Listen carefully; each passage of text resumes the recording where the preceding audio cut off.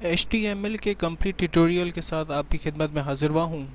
HTML stands for hypertext markup language और ये एक ऐसी लैंग्वेज है जो कि बेसिकली वेब की डिज़ाइनिंग के हवाले से यूज़ होती है।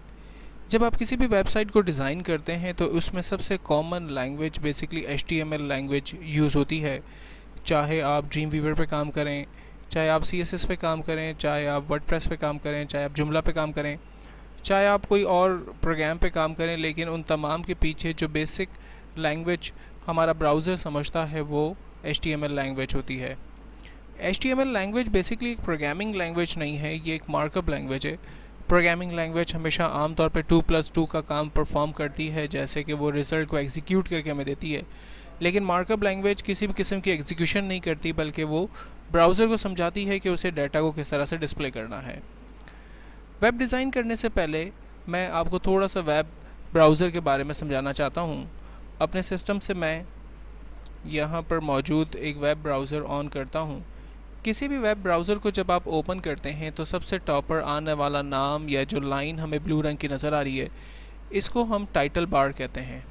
इसके बाद ब्राउज़र में मेन्यूज़ हैं, इसके बाद कुछ टूल्स हैं और ये हमारा एड्रेस बार है। इसके बाद ये जो जगह कहलाती है, आमतौर पर ब्राउज़र में इस जगह को हम लोग बॉडी का एरिया कहते हैं। बॉटम पर हमें स्टेटस बार नज़र आता है और लास्ट में विंडो का टास्क बार है। तो जब हम किसी भी डॉक्यूमेंट पर काम करते हैं या वेबसाइट डिज़ाइन करते हैं तो उसके अंदर हमें 3 किस्म के कॉमन एरियाज़ का ख्याल रखना पड़ता है। Number 1 title, number 2 address bar और नंबर 3 हमारा बॉडी का एरिया है। तो वेबसाइट को डिज़ाइन करते हैं। HTML लैंग्वेज आमतौर पे लिखी जाती है किसी भी वर्ड एडिटर सॉफ्टवेयर पे।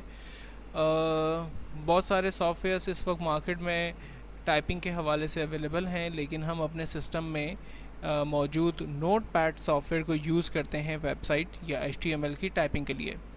तो ऐसा करने के लिए मैं सबसे पहले स्टार्ट और रन में चला जाता हूँ और रन पर जाकर मैं सिंपल टेक्स्ट टाइप करता हूँ नोटपैड और ओके करता हूँ तो मेरे पास नोटपैड सॉफ्टवेयर ओपन हो जाता है। HTML लैंग्वेज लिखी जाती है डिफरेंट टैग्स की मदद से और ये टैग आमतौर पर लेस दैन और ग्रेटर दैन के बिटवीन यूज़ किए जाते हैं। लैंग्वेज के डिफरेंट टैग्स में सबसे पहला टैग HTML का टैग है। जब हम ब्राउज़र पे काम करते हैं तो हमारा ब्राउज़र जिस लैंग्वेज को समझता है वो HTML लैंग्वेज है, इसलिए जो सबसे कॉमन टैग वेबसाइट डिज़ाइन के अंदर यूज़ होगा वो हमारा मेन टैग यानी HTML टैग होगा। जो टैग ओपन होगा उस टैग को हम क्लोज भी करेंगे, जैसे कि हम इस टैग को क्लोज करने के लिए स्लैश और देन HTML टाइप करेंगे तो हमारा ये जो टैग है वो क्लोज होगा।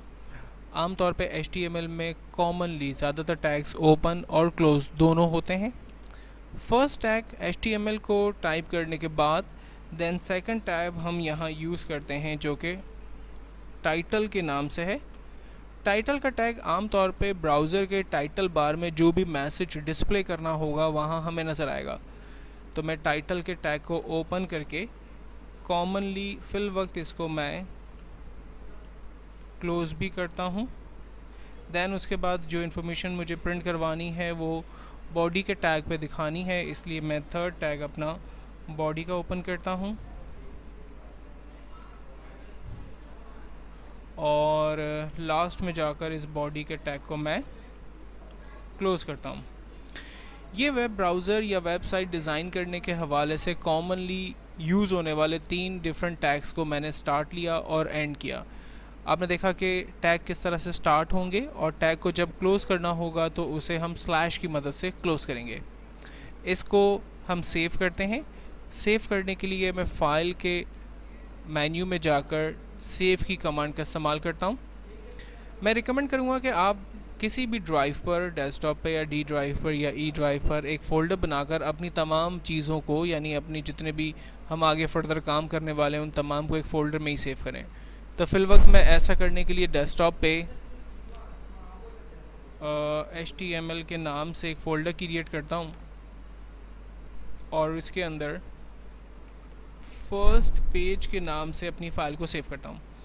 अच्छा, यहाँ पर एक बात का ख्याल रखना होगा कि अगर मैं फर्स्ट पेज के नाम से अपनी फ़ाइल को सेव करूँगा तो इसका एक्सटेंशन बाय डिफ़ॉल्ट कंप्यूटर यानी नोटपैड क्या दे रहा है, TXT। TXT आमतौर पर टेक्स्ट फाइल का एक्सटेंशन होता है, ये वेबसाइट का एक्सटेंशन नहीं है। तो मुझे इसे चूँकि एक वेब पेज बनाना है तो मैं इसको सेव करूँगा HTML एक्सटेंशन से और फाइनली इसको मैं सेव कर दूँगा। सेव करने के बाद मैं अपने इस पेज को नोटपैड को मैं क्लोज़ कर देता हूँ।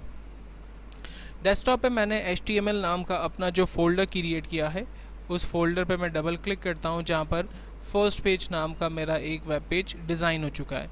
इस पर मैं डबल क्लिक करके इसे ओपन करता हूँ। चूँकि इस वेब पेज पर अभी मैंने कोई ख़ास काम नहीं किया है सिवाय इसके कि मैंने इसको एक लेआउट, एक शक्ल दी है, तो कोई भी टैक्स मेरा इस पेज पर मुझे नज़र नहीं आ रहा। अब इस पेज के मुझे अगेन उस सोर्स पे जाना है जहाँ पर मैंने वो कॉमन टैग्स टाइप किए थे।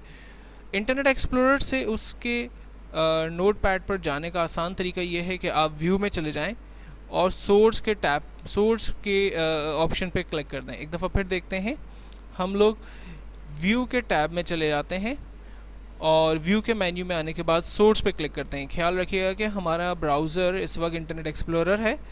जैसे ही मैंने सोर्स पे क्लिक किया आप देखें ऑटोमेटिकली जो इसके पीछे सोर्स चल रही थी यानी नोटपैड पर जो हमने HTML टाइप की थी वो सोर्स खुद ब खुद ओपन हो गई। अब सबसे पहले मैं ये चाहता हूँ कि टाइटल में यानी ब्राउज़र का ये जो टाइटल बार है यहाँ पर मेरा मैसेज आ जाए। तो ऐसा करने के लिए मैं एक सिंपल टेक्स्ट टाइप करता हूँ, for example welcome to my first web page. चलें जी, फर्स्ट पेज ही कर देते हैं। अच्छा, फाइल में जाते हैं, सेव करते हैं। अपने नोटपैड को हम क्लोज़ नहीं कर रहे बल्कि बराबर में जो ब्राउज़र है उस पर क्लिक करते हैं सिंपल और इसको जस्ट रिफ़्रेश करते हैं। रिफ़्रेश करने से ब्राउज़र नोटपैड पे जो हमने चेंजिंग्स की थी, जो हमने टाइपिंग की थी, वो ब्राउज़र पे हमें यहाँ आप देखें टाइटल बार पे नज़र आ रही है। इसी तरह से अल्टर टैब, कीबोर्ड से ऑल्ट और टैब बटन यूज़ करने से हम अपने नोटपैड पर दोबारा आते हैं और यहाँ पर अब मैं बॉडी के टैग में एक सिंपल टेक्स्ट टाइप करता हूँ, for example this is my intro page और फाइल में जाकर इसको मैं सेव करता हूँ या Ctrl+S इसकी शॉर्टकट है। ब्राउज़र पे जाते हैं और कीबोर्ड से F5 बटन प्रेस करते हैं या ब्राउज़र में मौजूद रिफ़्रेश के बटन पर क्लिक करते हैं, हमें हमारा मैसेज नज़र आता है।